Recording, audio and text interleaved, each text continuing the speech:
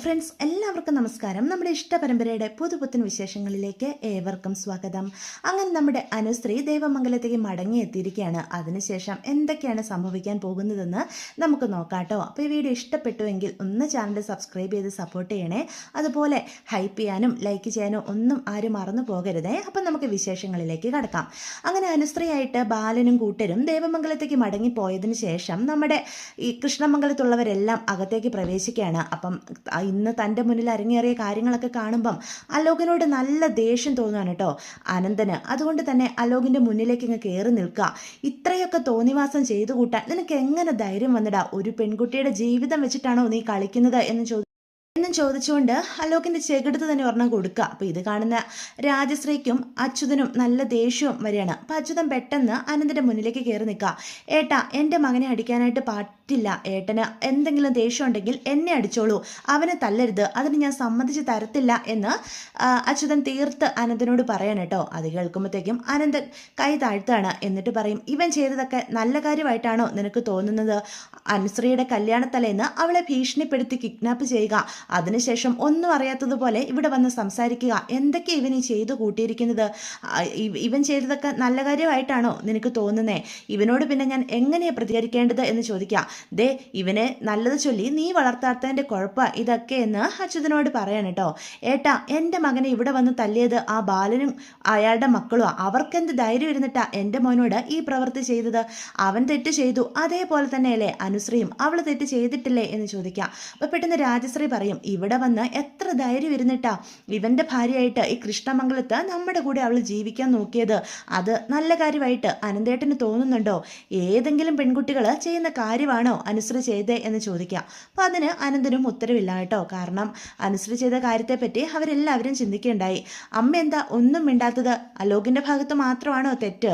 അനുശ്രീയും തെറ്റ് ചെയ്തിട്ടില്ലേ? കള്ളം പറഞ്ഞ് കല്യാണം കഴിഞ്ഞു എന്നും പറഞ്ഞ് ഇവിടെ വന്ന് താമസിച്ചതും പോരാ, അതിനുശേഷം എൻ്റെ മോനെ ഏതൊക്കെ രീതിയിലാണ് അവൾ ചേതോവധം ചെയ്തത്?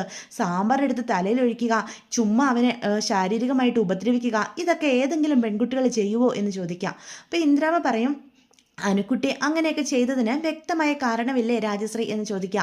അലോക് ചെയ്തതിൻ്റെ ദേഷ്യത്തിനല്ലേ അവൾ അങ്ങനെയൊക്കെ പ്രവർത്തിച്ചത്? അവളുടെ കല്യാണം മുടക്കാൻ ഇവനോടാരാ പറഞ്ഞത് എന്ന് ചോദിക്കുകയാണ് കേട്ടോ. അപ്പം അച്യുതൻ പറയും, എല്ലാവരും എൻ്റെ മകനെ മാത്രമാണ് തെറ്റുകാരനാക്കാനായിട്ട് നോക്കുന്നത്. ഇവൻ്റെ ഭാഗത്തെ ന്യായം എന്താ ആരും കാണാത്തത് എന്ന് ചോദിക്കുക. ആ ബാലൻ നമ്മുടെ കുടുംബത്തോട് ചെയ്തതൊക്കെ ഇത്ര വേഗം അമ്മയും ഏട്ടനും എല്ലാവരും മറന്നുപോയോ എന്ന് ചോദിക്കുക. കേൾക്കുമ്പം അനന്തം പറയും, ഇവിടെ ആരും ഒന്നും മറന്നിട്ടില്ല. പക്ഷേ ഓരോ തവണയും ആ കുടുംബത്തിലുള്ളവരെ എല്ലാം ദ്രോഹിക്കാൻ ഇറങ്ങുന്നത് അലോക. അതത്ര നല്ല പ്രവണതയായിട്ട് എനിക്ക് തോന്നുന്നില്ല. ഇങ്ങനെയുള്ള കാര്യത്തിനൊന്നും ഞാനൊട്ട് കൂട്ടി നിൽക്കത്തുമില്ല എന്ന് പറയാം. അത് കേൾക്കുമ്പോഴത്തേക്കും അച്യുതൻ പറയും, അപ്പം എൻ്റെ മോനെ ഈ പരുവത്തിലാക്കിയത് ഞാൻ വെറുതെ ഇരിക്കണമെന്നാണോ ചേട്ടൻ പറയുന്നത് എന്ന് അനന്തനോട് ചോദിക്കുകയാണ് കേട്ടോ. ഇത് കാര്യങ്ങളൊക്കെ കൈവിട്ട് പോവാണല്ലോ എന്ന് കാണുന്ന നന്ദിനിക്ക് നല്ല സങ്കടം വരുന്നുണ്ട്. കാരണം എന്ത് പ്രശ്നം ഉണ്ടായാലും അതൊക്കെ മിത്രയെ ബാധിക്കുമോ എന്നുള്ള ടെൻഷൻ നന്ദിനിക്ക് ശരിക്കും ഉണ്ട്. അനന്തേട്ടൻ എന്ത് തീരുമാനം എടുക്കുന്നതെന്നറിയാതെ നമ്മുടെ നന്ദിനി ഇങ്ങനെ നോക്കി നിൽക്കുക. ഇതേ സമയം ദേവമംഗലത്തേക്ക് നമ്മുടെ അനുവിനെയായിട്ട് എല്ലാവരോട് ചെല്ലുക. സ്വന്തം വീട്ടിലേക്ക് കയറുമ്പം അനുവിന് വല്ലാത്തൊരു നിർവൃതി ഉണ്ടാവുകയാണ് കേട്ടോ. എത്ര ദിവസങ്ങൾക്ക് ശേഷമാണ് താൻ തൻ്റെ വീട്ടിലേക്ക് മടങ്ങി എത്തിയിരിക്കുന്നത് എന്നൊരു ചിന്ത അനുവിനുണ്ടാവുക. അപ്പം വീട് ചുറ്റും ഇങ്ങനെ നോക്കുന്ന കാണുന്ന അനുവിനോട് ബാലൻ ചോദിക്കും, എന്താ മോളെ, എന്താ നീ നോക്കുന്നേ എന്ന് ചോദിക്കാം. അത് കേൾക്കുമ്പോഴത്തേക്കും നമ്മുടെ അനു പറയൂട്ടോ, എത്ര ദിവസങ്ങൾക്ക് ശേഷമാണ് ഞാൻ എൻ്റെ വീട്ടിലേക്ക് മടങ്ങിയെത്തിയത്, അതുകൊണ്ട് ഞാൻ നോക്കിയതാ. നീ പോയപ്പോൾ എങ്ങനെയാണോ അതുപോലെ തന്നെയാണ് ഈ ദേവമംഗലം. ഈ വീടിന് ഒരു മാറ്റവും സംഭവിച്ചിട്ടില്ല. നീ ഇല്ലാത്തതിൻ്റെ ഒരു കുറവ് മാത്രമേ ഇവിടെ ഉണ്ടായിരുന്നുള്ളൂ എന്ന് മീനു പറയാൻ കേട്ടോ. അപ്പോൾ ബാലൻ പറയും, നീ ഇവിടുന്ന് ഇറങ്ങിപ്പോയപ്പം ഈ കുടുംബത്തിലെ സകല സന്തോഷങ്ങളും ആയിട്ടാണ് പോയത്. പക്ഷേ എന്നെൻ്റെ കുട്ടി തിരിച്ചു വന്നോ അന്നത്തോടുകൂടി ഈ വീട്ടിലെ സന്തോഷങ്ങളും മടങ്ങിയെത്തി എന്ന് പറയാം. പെട്ടെന്ന് ഗോമതി നമ്മുടെ അനുവിനെ ഒഴിയാനായിട്ട് കുറച്ച് മുളകും കടുവും ഒക്കെ ആയിട്ട് അങ്ങോട്ട് വരികയാണ് കേട്ടോ. എത്ര ദിവസം എൻ്റെ കുഞ്ഞ് മാറി നിന്നിട്ടാ വീട്ടിലേക്ക് വന്നത്, എന്തുമാത്രം അനുഭവിച്ചു. ആ അലോക് അവൻ കാരണം എൻ്റെ മോളെ എത്രമാത്രം യാതനകൾ അനുഭവിച്ചു. എൻ്റെ കുഞ്ഞ് ഒറ്റയ്ക്ക് ഇതൊക്കെ അനുഭവിക്കേണ്ട എന്തേലും കാര്യം ഉണ്ടായിരുന്നോ അനുകുട്ടി? നിനക്ക് ഇവിടെ ആരോടെങ്കിലും ഈ കാര്യങ്ങളൊക്കെ പറഞ്ഞിരുന്നെങ്കിൽ ഇത്രയും വഷളാകുമായിരുന്നോ? എൻ്റെ മോൾ ഇത്രയും ഒറ്റയ്ക്ക് അനുഭവിക്കേണ്ടി വരുമായിരുന്നോ? എൻ്റെ മോളുടെ ഭാഗത്തെ ന്യായം അറിയാതെ ഞാൻ പോലും എൻ്റെ കുഞ്ഞിനെ എത്രമാത്രം വേദനിപ്പിച്ചു എന്ന് പറയാം. അതൊന്നും സാരമില്ലമ്മേ, അമ്മയ്ക്ക് സത്യാവസ്ഥകളൊന്നും അറിയില്ലായിരുന്നല്ലോ. അമ്മ എന്നോട് പെരുമാറിയതിൽ എനിക്ക് ഒരു സങ്കടമില്ല. അമ്മയുടെ ഭാഗത്ത് ആരാണെങ്കിലും അങ്ങനെ പെരുമാറുള്ളൂ എന്നൊക്കെ നമ്മുടെ അനു അപ്പം ഗോമതിയോട് പറയാൻ കേട്ടോ. അപ്പം അമ്മയുടെയും മകളുടെയും ആ സംസാരമൊക്കെ കേൾക്കുമ്പം ചുറ്റും ഏട്ടന്മാരും ഏടത്തിമാരൊക്കെ സന്തോഷത്തോടെ നോക്കി നിൽക്കുക. അപ്പം മിത്ര പറയും, അനു വന്നതോടുകൂടി ഈ വീട്ടിലെ സന്തോഷങ്ങളൊക്കെ മടങ്ങിയെത്തിയല്ലേ എന്ന് ചോദിക്കുക. ഈ വീട്ടിൽ പിടികൂടിയിരുന്ന ഓരോ പ്രശ്നങ്ങളും ഇനി മാറും എന്ന് നമ്മുടെ മീനും അപ്പോൾ പറയാൻ കേട്ടോ. ഇതേ സമയം കൃഷ്ണമംഗലത്തെ ചർച്ചകൾ ഇതുവരെ അവസാനിച്ചിട്ടില്ല.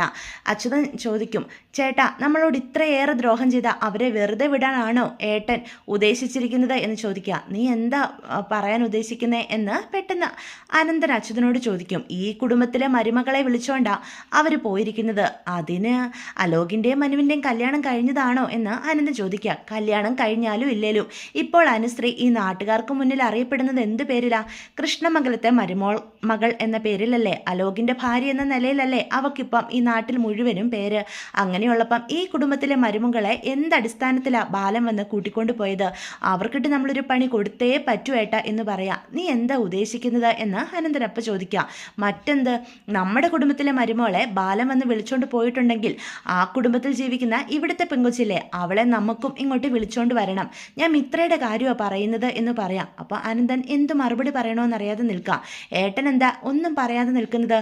ഓരോ തവണയും ആ ബാലൻ നമ്മളോട് ചെയ്യുന്ന ദ്രോഹങ്ങളെല്ലാം നമ്മൾ പുറത്തു കൊടുക്കണമെന്നാണോ പറയുന്നത് എന്ന് ചോദിക്കാം. അപ്പം പെട്ടെന്ന് ധർമ്മം പറയും, അച്ചുവേട്ടൻ ഇത് എന്ത് വിചാരിച്ചായി പറയുന്നത്? അലോകിൻ്റെയും അനുവിൻ്റെയും പോലെ ആണോ മിത്രയുടെയും ആര്യൻ്റെയും കാര്യം? അല്ലെങ്കിൽ തന്നെ നമ്മൾ പോയി വിളിച്ച മിത്ര വരുമെന്ന് തോന്നുന്നുണ്ടോ? ആര്യനും മിത്രയും വളരെ സ്നേഹത്തിലാണ് ദേവമംഗലത്ത് താമസിക്കുന്നത്. അതെനിക്ക് വ്യക്തമായിട്ട് അറിയാം എന്ന് പറയാം. അത് കേൾക്കുമ്പോൾ അച്യുതൻ പറയും, അതൊക്കെ നിനക്ക് വെറും തോന്നലുകളല്ലേ? അല്ല, ഏട്ടനൊന്ന് ആലോചിച്ച് നോക്കിക്കേ.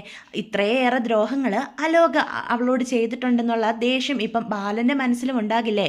ഇനി മിത്രയ്ക്ക് അവിടെ സ്വസ്ഥത കിട്ടുമോ? അല്ലെങ്കിൽ തന്നെ സ്വന്തം പെങ്ങളെ വേദനിപ്പിച്ച ഒരുത്തൻ്റെ പെങ്ങളോട് ആര്യൻ ഇനി സ്നേഹത്തോടെ പെരുമാറുമോ എന്ന് ചോദിക്കാൻ കേട്ടോ. അപ്പോൾ അനന്തൻ എന്ത് ചെയ്യണമെന്നറിയാതെ ഇങ്ങനെ നിൽക്കുകയാണ്. അല്ല, അന്ന് ഏട്ടൻ തന്നെ പോയി സംസാരിച്ചില്ലായിരുന്നോ ആ ബാലനോട്? ആര്യൻ മിത്രയെ ഉപദ്രവിക്കാൻ പാടില്ല എന്നൊക്കെ പറഞ്ഞ്. അതിന് കാരണം എന്താ? മിത്ര വന്ന് ഏട്ടനോട് പരാതി പറഞ്ഞത്. അന്ന് പോലും അത്രയും പ്രശ്നങ്ങൾ ആര്യൻ മിത്രയോട് ചെയ്തിട്ടുണ്ടെങ്കിൽ ഇനി ഉണ്ടാകാൻ പോകുന്ന അവസ്ഥയെപ്പറ്റി ഏട്ടൻ ചിന്തിച്ചിട്ടുണ്ടോ എന്ന് ചോദിക്കുക. നീ എന്താ പറഞ്ഞു വരുന്നത്? അല്ല, ഇപ്പം ബാലന് ഒന്നും കൂടി കൃഷ്ണമംഗലത്തുകാരോട് ദേഷ്യമായിട്ടുണ്ട്. അതും മനസ്സിൽ വെച്ച് മിത്രയെ ഉപേക്ഷിക്കാൻ പറഞ്ഞാൽ പോലും ആര്യൻ ചെയ്യും. സ്വന്തം വീട്ടുകാരെ അത്രയേറെ സ്നേഹിക്കുന്ന ബാലൻ്റെ പൊന്നു മകനല്ലേ ആര്യൻ. ഇനിയിപ്പം മിത്രയ്ക്ക് സ്വസ്ഥമായിട്ട് അവിടെ ജീവിക്കാൻ പറ്റുമെന്ന് തോന്നുന്നുണ്ടോ? അല്ല, ഈ എല്ലാവരുടെയും മനസ്സിലെ ഇത് വെച്ചുകൊണ്ട് മിത്രയോട് ഇനി ഏതൊക്കെ രീതിയിൽ ആര്യൻ പെരുമാറുമെന്ന് ആർക്കറിയാം? നമ്മുടെ എല്ലാവരുടെയും മുന്നിൽ വെച്ച് അലോകനെ ചതിച്ച് ഇഞ്ചപ്പരവാക്കാൻ ഒരു മടിയില്ലാത്ത ആര്യന് ആരുമില്ലാത്ത സമയത്ത് മിത്രയെ എങ്ങനെയൊക്കെ ഉപദ്രവിക്കാം എന്നൊക്കെ അച്യുതൻ പറയാൻ കേട്ടോ. ഇത് കേൾക്കുമ്പോൾ ധർമ്മം പറയും, ദേ അച്ചുവേട്ട, തോന്നിവാസം വിളിച്ച് പറയരുത്. ഒരിക്കലും ആര്യൻ അങ്ങനെ പ്രവർത്തിക്കില്ല. അവൻ്റെ മനസ്സിൽ എന്ത് ദേഷ്യം ഉണ്ടെങ്കിലും അതൊന്നും മിത്രയോട് അവൻ തീർക്കാനും പോകുന്നില്ല. അവരെ അത്ര സ്നേഹത്തോടെ ജീവിക്കുന്നത്. അല്ല, മിത്ര തന്നെ പറഞ്ഞിട്ടില്ലേ ആര്യനോടുള്ള ഒപ്പമുള്ള ജീവിതം അവൾക്ക് അത്രയേറെ സന്തോഷം നിറഞ്ഞതാണെന്ന്. പിന്നെയും എന്തിനാ നിങ്ങൾ ഇങ്ങനെയൊക്കെ ചിന്തിക്കുന്നത് എന്ന് പറയാം. ഞാൻ അവിടെ താമസിച്ചിരുന്ന ആളല്ലേ എന്ന്, അതുകൊണ്ട് എനിക്ക് വ്യക്തമായിട്ട് അറിയാം എന്ന് പറയണം. ഇവൻ ഇങ്ങനെയൊക്കെ പറയുള്ളൂ. ഏട്ടാ, ഇവൻ ഇപ്പം ഇവിടെ താമസിക്കുന്നെങ്കിലും കൂറ് മുഴുവനും ഇപ്പോഴും ആ ബാലനോടും ഗോമതിയോടുവാ എന്ന് പറയാം. ഇതിലും ഭേദം അവൻ ദേവമംഗലത്ത് തന്നെ നിൽക്കുന്നതായിരുന്നു. അവരെന്തൊക്കെ ചെയ്തിട്ടും അവൻ ഇതുവരെയും അതിൽ നിന്നൊന്നും പാഠം പഠിക്കാറായിട്ടില്ല എന്ന് പറയാൻ കേട്ടോ. അപ്പം അച്യുതൻ്റെ വാക്കുകൾ നമ്മുടെ അനന്തനും നല്ല ടെൻഷൻ കൊടുക്കുന്നുണ്ട്. ഇതേസമയം അച്യുതൻ്റെ വാക്കുകൾ കേൾക്കുന്ന നന്ദിനിക്കും അനന്തനും നല്ല ടെൻഷൻ ആകുന്നുണ്ട് കേട്ടോ. കാരണം ഒരിക്കൽ മിത്ര തന്നെ തന്നോട് വന്ന് പറഞ്ഞിട്ടുണ്ട്, അലോക് മോശമായിട്ട് അനുവിനോട് പെരുമാറിയാൽ അതിൻ്റെ ഭവിഷ്യത്ത് അനുഭവിക്കാൻ പോകുന്നത് താനായിരിക്കും.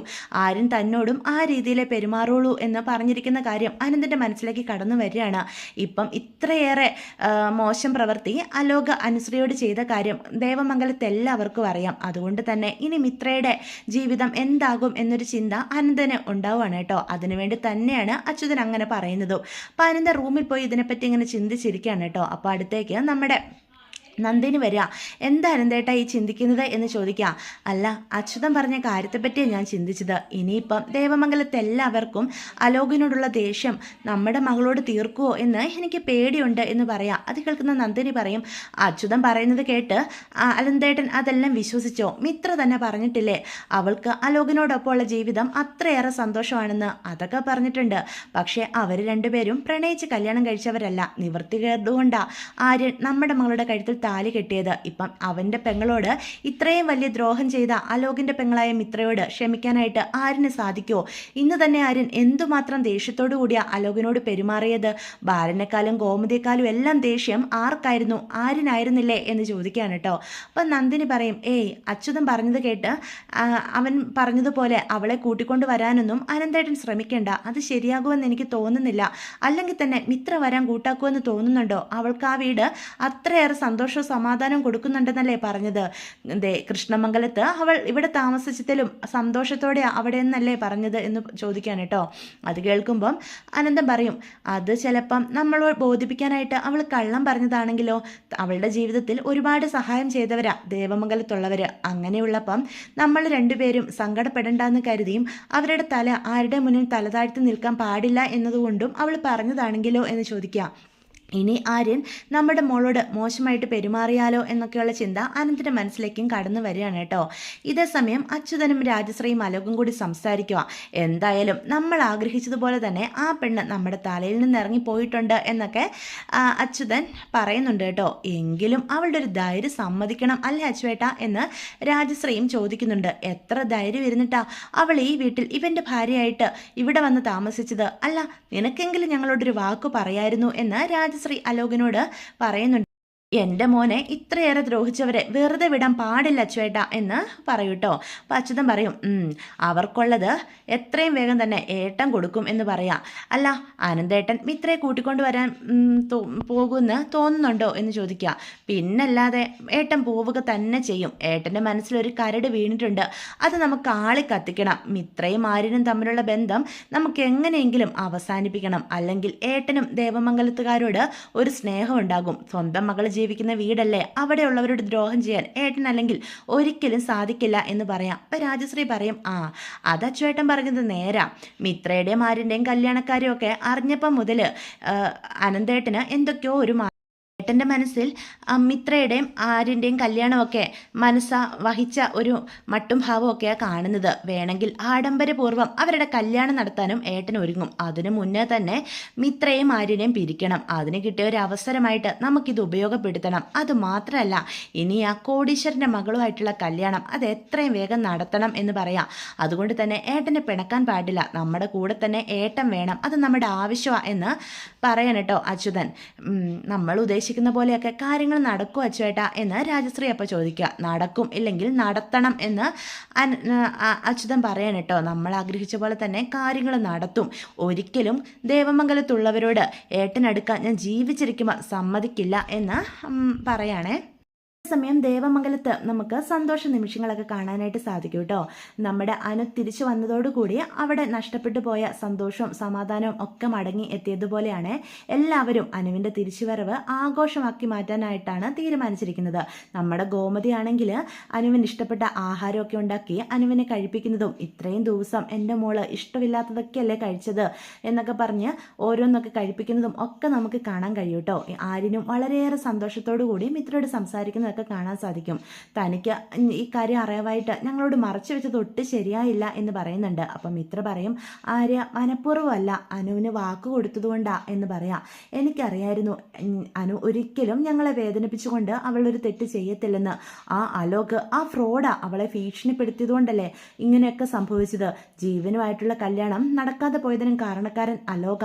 എൻ്റെ പെങ്ങളെ എല്ലാവരുടെ മുന്നിൽ നാണം കെടുത്താനായിട്ട് നോക്കിയതുകൊണ്ടല്ലേ അവൾക്ക് കൃഷ്ണമംഗലത്തേക്ക് ഇങ്ങനൊരു തീരുമാനം എടുത്ത് പോകേണ്ടി വന്നത്. അവനെ ഞാൻ വെറുതെ വിടില്ല എന്നൊക്കെ ആര്യം പറയും കേട്ടോ. അത് കേൾക്കുമ്പോഴത്തേക്കും മിത്ര പറയും, കഴിഞ്ഞത് കഴിഞ്ഞു, എല്ലാ സത്യങ്ങളും എല്ലാവരും അറിഞ്ഞില്ലേ, ഇനിയിപ്പം നമ്മുടെ അനു ഇവിടെ തന്നെ വന്നല്ലോ എന്ന് പറഞ്ഞ് ആര്യനോട് സംസാരിക്കുന്നതൊക്കെ കാണാൻ കഴിയും കേട്ടോ. ഇതൊക്കെയാണ് വിശേഷങ്ങളെ. എല്ലാവർക്കും ഗുഡ് ബൈ.